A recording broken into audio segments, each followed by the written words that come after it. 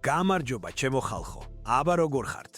დღეს ისეთ თემაზე უნდა ვილაპარაკოთ, მთელი საქართველო რომ ყურებს წკვეთს. ჩვენს მატადორზე, ილია თოფურიაზეა ბაზარი. თანაც ამბები ისე იხარშება, მგონი ოქტაგონზე კი არა, ნამდვილ ცეცხლში ვაპირებთ შეცვივნას. მოდით პირდაპირ საქმეზე გადავიდეთ. ჩემმა ძმამ, ალვარო კოლმენერომ, თუ არ იცნობთ, კაცი პირდაპირ წყაროებთან ზის, Twitterზე და YouTube-ზე გადაუარეთ, ტყუილებს არ ისვრის. ისეთი ინსაიდი დადო ცოტა დამაფიქრა. სიმართლე გითხრათ, აქამდე სულ სხვას ვამბობდი, მაგრამ ამ კაცმა 90%-იანი ალბათობით დაგვიწერა. ილია თოფურია და ჯასტინ გეიჯი თეთრ სახლში, UFC-ს იმ გრანდიოზულ ივენტზე დაეტაკებიან ერთმანეთსო. აი აქ კი უნდა შევჩერდეთ. თეთრი სახლი, 250 წლის იუბილე, ამერიკული ამბიციები და ჩვენი ილია, რომელიც იქ ჩავა და ყველას დაანახვებს სად იზრდებიან ნამდვილი მგლები. კოლმენერო ამბობს, რომ ილიამ პირადი პრობლემები მოაგვარა, სასამართლოებს მორჩა და ახლა 100%-ით ვარჯიშზეა გადართული. ეს ხომ იცით რას ნიშნავს? როცა ილია ფოკუსირებულია, იქ ბალახიც კი აღარ იზრდება, სადაც ის გაივლის.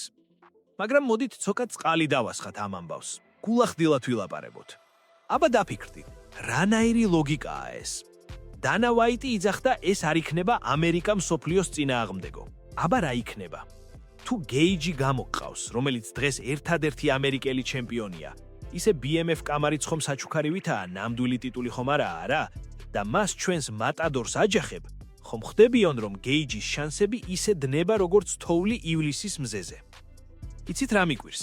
ეს ივენთი 14 ივნისი გეგმება, ტრამპის დაბადების დღეზე. ნამდვილი ამერიკული შოუ უნდათ. ჰიმნები, როკ ჯგუფები, დროშების ფრიალი.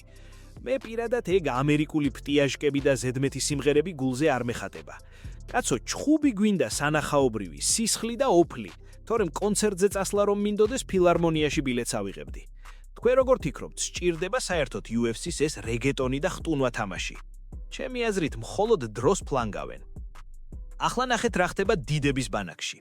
ხმები დადის ჯონ ჯონსიც შეიძლება ჩააკვეხონო. კაცი ამბობდა ტრამვირებული ვარო, თეძო მაწუხებსო, მერე კი ვიდეოს დებს, როგორ ბავშვივით დარბის ამერიკულ ფეხბურთში. ეგეც კარგი მატყუ არავინმეა, მაგრამ თუ ის და კონორ მაკგრეგორიც იქ იქნებიან, მაშინ ილია და გეიჯის ჩხუბი კომეინ ივენთი გამოდის? აი აქ არ მიჯდება რაღაცები. კონორს დღეს ნებისმიერი მოქმედი ჩემპიონი დაღეჭავს და გადმოაფურთქვებს. ილია კი მას საერთოდ კოსმოსში გაუშვებს. მოკლედ ძმებო, სიტუაცია ასეთია. კოლმენერო იფიცება ილია თეთრ სახლში იჩხუბებსო. მე კი ვზივარ და ვფიქრობ, ხომ არ ჯობია ეს ჩხუბი ივლისისთვის, International Fight Week-ისთვის შეინახონ და იქ ნამდვილი ქართული დღესასწაული მოვაწყოთ. თქვენ რას ფიქრობთ? გჯერათ, რომ ეს 7 ბრძოლიანი შოუ გაამართლებს, თუ ისევ დაგვაბოლებენ 100,000-იანი სტადიონებით და ბოლოს ერთ პატარა დარბაზში შევყრიან? დაწერეთ კომენტარებში, რას ფიქრობთ ამ არევდარევზე და ჩვენს ილიაზე. ხო და გავაგრძელოთ ჩემო კარგო ხალხო. გადავიდეთ მეორე თაროზე. პირველ ნაწილში ხომ თქვით, რომ ილია თოფურია და ჯასტინ გეიჯი შესაძლოა თეთრ სახლში შეასკდნენ ერთმანეთს. ახლა მოდით ცოტა ჩავუღრმავდეთ, რა ხდება სინამდვილეში ამ კულისებში და რატომ მიმაჩნია, რომ ეს ყველაფერი ერთი დიდი ლამაზად შეფუთული ამერიკული ზღაპარია. დააკვირდით ერთ რამეს. UFC-ში სანამ კონტრაქტზე მელანი არ გაშრება, მანამდე არაფერია დაზუსტებული. კოლმენერო კი ამბობს 90% შანსიაო, მაგრამ ის დარჩენილი 10%, აი იქ მარხია ძაღლის თავი. ის 10% არის სუპერ ბრძოლა ისლამ მახაჩევთან. წარმოგიდგენიათ? ილია, რომელმაც ახლახან დაანოკაუტა ვოლკანოვსკი და ნახევარი მსოფლიო აალაპარაკა, ახლა შეიძლება პირდაპირ მახაჩევს დაეტაკოს. აი ეს იქნებოდა ნამდვილი მიწისძვრა. მაგრამ დანა ვაიტი ხომ იცით, ისე ითვლის ფულს როგორც ძველი თბილისელი ვაჭარი. არც ერთ თეთრს, ან ცენტს ტყუილად არ გადააგდებს. ახლა დავფიქრდეთ, რატომ გეიჯი? ჯასტინ გეიჯი არის კაცი ატრაქციონი.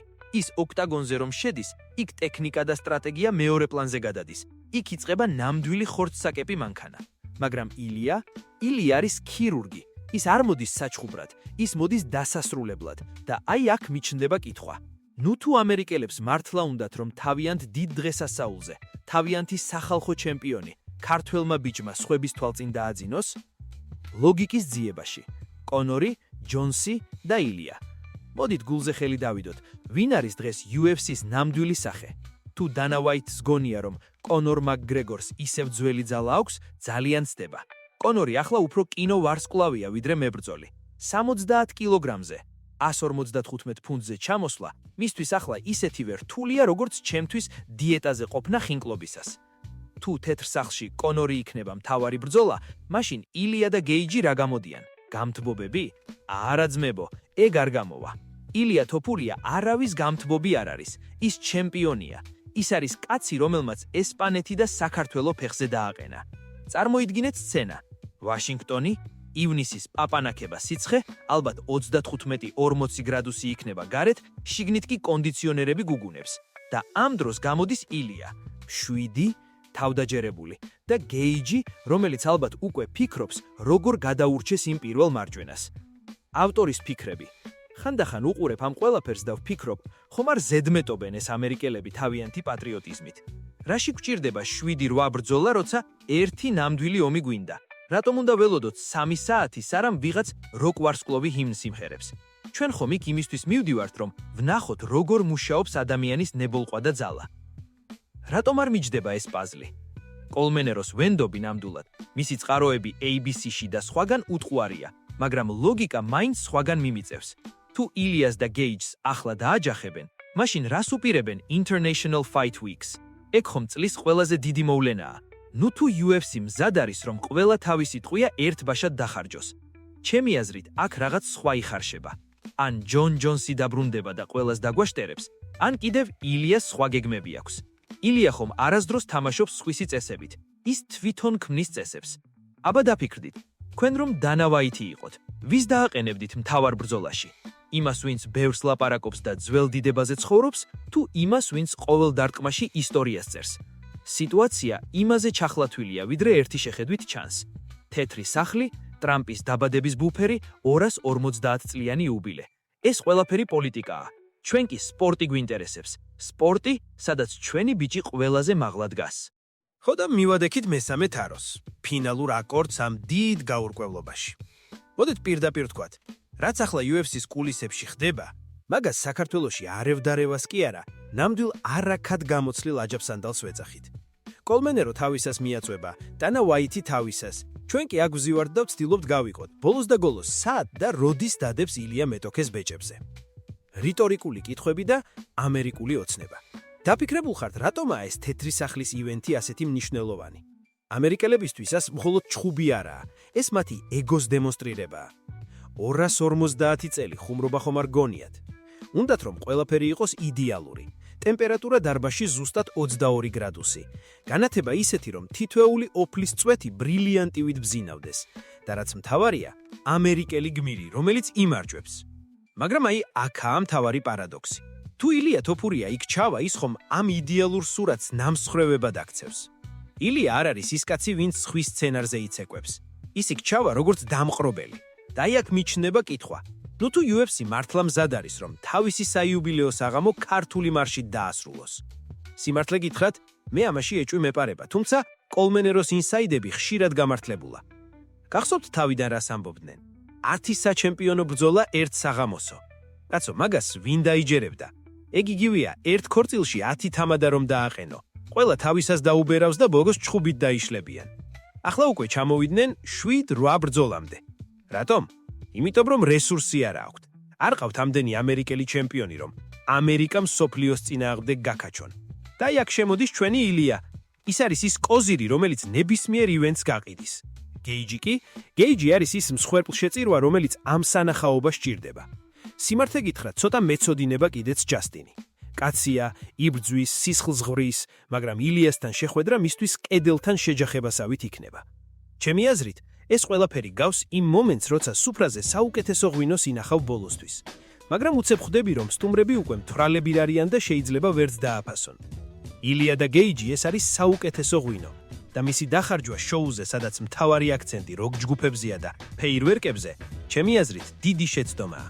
მატადონი თუ ინსპექტორი. ილია მოაგვარა თავისი პირადი საქმეები, სასამართლოებს ჭერტილი დაუსვა. ეს იმას ნიშნავს, რომ მისი გონება ახლა ბასრია როგორც ხანჯალი.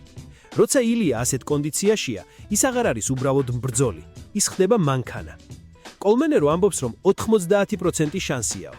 მე კი გეტყვით 100% შანსია იმისა, რომ სადაც არ უნდა ჩხუბდებოს ილია, ვაშინგტონში, მადრიდში თუ თბილისში, იქ ქართული დროშა ყველაზე მაღლა იქნება. იცით რა არის ყველაზე სასაცილო? ის რიგითი ამერიკელი მაყურებელი, რომელიც ჰამბურგერით ხელში მოვა თეთრ სახლში და ელოდება, რომ გეიჯი ვინმეს გაანადგურებს. ისინი ვერც კი აცნობიერებენ, რომ ოქტაგონზე გამოდის კაცი, რომლისთვისაც დამარცხება უბრალოდ არ არსებობს. ილია უკვე დაანაკაუტა ლეგენდა და ახლა კი რიგში მომდევნოა. საბოლოო ჯამში ძმებო, სიტუაცია ასეთია. თეთრი სახლი ეს არის პოლიტიკური შოუ, სადაც UFC უნდა რომ თავი გამოიჩინოს. ილია თოფურია ეს არის რეალობა, რომელიც ამ შოუს დაანადგურებს. ჯასტინ გეიჯი ბრძოლი, რომელიც ყველაფერს დადებს, მაგრამ ილიას სიზუსტესთან მაინც ვერაფერს გახდება. მე მაინც მგონია, რომ სანამ კონტრაქტს ვერ უნახავთ, 10%-იანი ეჭვი უნდა დავიტოვოთ. იქნებ მართლა მახაჩევი?